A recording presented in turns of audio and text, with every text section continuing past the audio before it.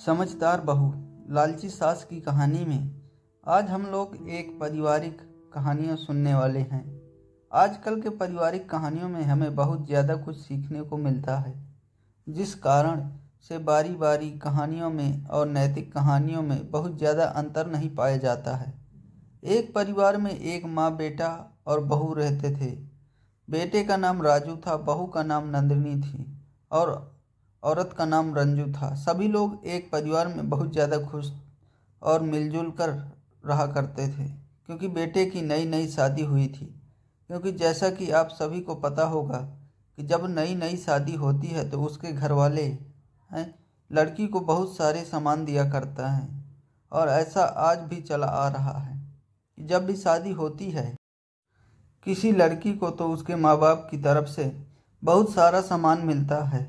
राजू की शादी अभी हाल फिलहाल में हुआ था।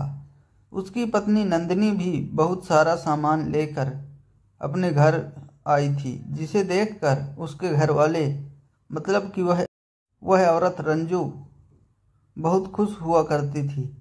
वह एक प्रकार लालची औरत थी। उस लालची औरत ने घर में रखे सभी सामान को देखकर बहुत ज़्यादा खुश हुआ करती थी और अपने बेटे से कहती है कि ससुराल से और भी सामान का डिमांड करो। हालांकि राजू इतना ज़्यादा लालची नहीं था। वह हमेशा अपनी माँ को समझाता और कहता था कि इतना लालच करना अच्छी बात नहीं है, क्योंकि राजू की बात राजू कभी नहीं मानता था। तो वह अपनी बहू नंदिनी को हमेशा कहती थी कि तुम अपने मायके से यह मंगा लो, वह मंगा लो, और बहुत सारे सामान मंगाने का दबाव डालती थी। कभी लालच देकर कभी कुछ मंगवा लिया, कभी कुछ भी मंगवा लिया। कभी नियम और कानून रसूल और नियम को लेकर बहुत सारे सामान मंगाया करते थे।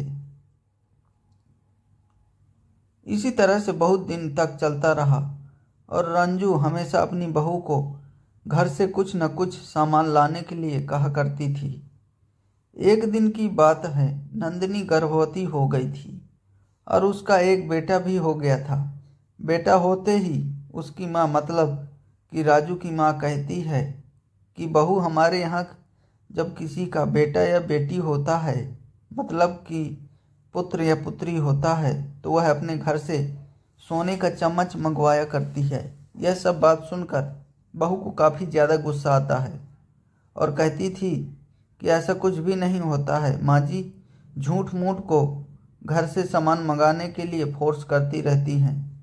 ऐसे ही रस्मों रिवाज का पाठ पढ़ाकर वह अपनी बहू से बहुत सारा सामान लाने के लिए घर से कहती।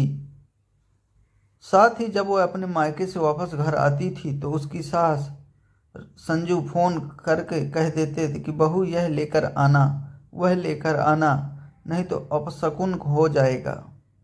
इतना सब सुनते सुनते नंदिनी बहू को काफ़ी ज़्यादा गुस्सा आता था, लेकिन फिर भी ना नंदिनी की माँ कहती थी कि चलो जो बोल रही है वह कर दो, तुम्हारी सास में बहुत खुश रहेगी।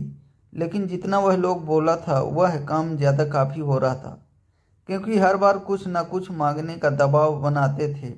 एक दिन की बात है, शालिनी ने भी उल्टा दिमाग लगाया और कहा कि हमारे मायके में एक रस्म चलती है कि वह अपने पोते को जो सबसे पहले होते हैं उसे एक सोने का चम्मच दिया जाता है। अगर सोने का समझ नहीं दिया जाता तो कुछ ही दिनों में उसकी दादी मतलब कि नंदिनी की सास की मौत हो जाएगी। रंजू लालची औरत थी, लेकिन वह फिर भी अपनी मौत के डर से कुछ न कुछ सोचने लगी थी। फिर एक बार अपनी बहू के पास गई और पूछती है, क्या मैंने ऐसा नहीं किया तो सचमुच मैं मर जाऊंगी? तभी बहू कहती है कि जी हाँ, मैंने तो ऐसा ही सुना है, लेकिन आगे क्या होगा यह मुझे नहीं पता है। लेकिन अपनी मौत की खबर को सुनकर जो काफ़ी ज़्यादा उदास हो गई थी और मन ही मन सोचने लगता है, चलो मैं इस कुछ न कुछ दे ही देती हूँ। फिर वह जाकर अपना पुराना बक्सा खोलती है और उसमें निकालकर सोने का एक चम्मच निकालकर अपने पोते को देती है। रंजू को भी क्या बात बिल्कुल समझ में आ गई थी कि वह हमारे बहू ने उल्टा चाल चला है और मुझे ही फंसा दिया है। आगे से रंजू ने फैसला किया कि आपका भी हम लोग मांगने और मनाने वाला कार्य बिल्कुल भी नहीं करेंगे। रंजू मन ही मन अपनी गलती मान लिया और उसने तौबा कर लिया। वह कभी भी अपने बहू नंदिनी को बिल्कुल भी परेशान नहीं किया अपने मायके से सामान लाने के। दोस्तों, कहानी कैसी लगी कमेंट में ज़रूर बताएं और चैनल को सब्सक्राइब ज़रूर करें।